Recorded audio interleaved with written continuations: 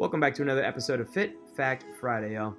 As much as the weekend gets us chomping at the bit for a great sweat session, today we'll spend our time together understanding what it takes to get through a true workout cooldown. While that might not be as taxing as actual exercise, we're here to remind you that they are just as important as every rep. Let's find out why. We've been taught that stretching is the best way to keep the body fresh after a workout, yet it's not all that simple. See, there's nothing wrong with a good static stretch, especially if you just need to quickly wake up a muscle. Yet, is this truly efficient or a good use of our time? Well, that depends on factors like depth, time spent, and even the type of stretch being used. If you were to use static stretching as a cooldown, our biggest suggestion is to do so, but only if you can do it for longer periods of time. To be exact, try and spend at least 1 minute in each hold as you breathe and relax. So why exactly do we need a cooldown, and is there a better method? Well, the first benefit to a great workout cooldown is being able to reflect. When was the last time you finished a workout and thought about the certain aspects of it?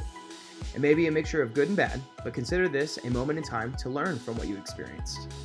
Next, and maybe the most obvious, is that a good workout cooldown feels amazing. We may forget that exercise brings about a stress response from the body, so an efficient cooldown should alleviate that stress. Aside from the body extinguishing the cortisol that flows from this reaction, the cooldown is when those happy brain chemicals start to kick in.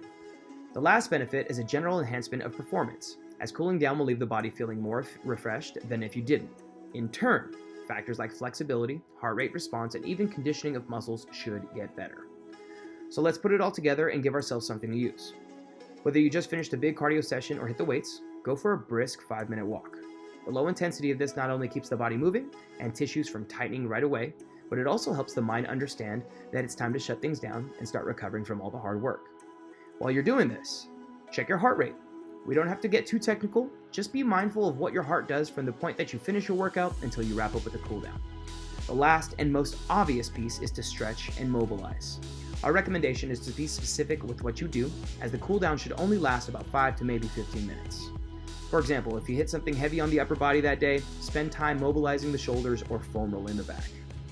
And with that, it is officially time for the weekend. Per usual, let us know your favorite way to cool down after a workout in the comments below. Have a good one, y'all.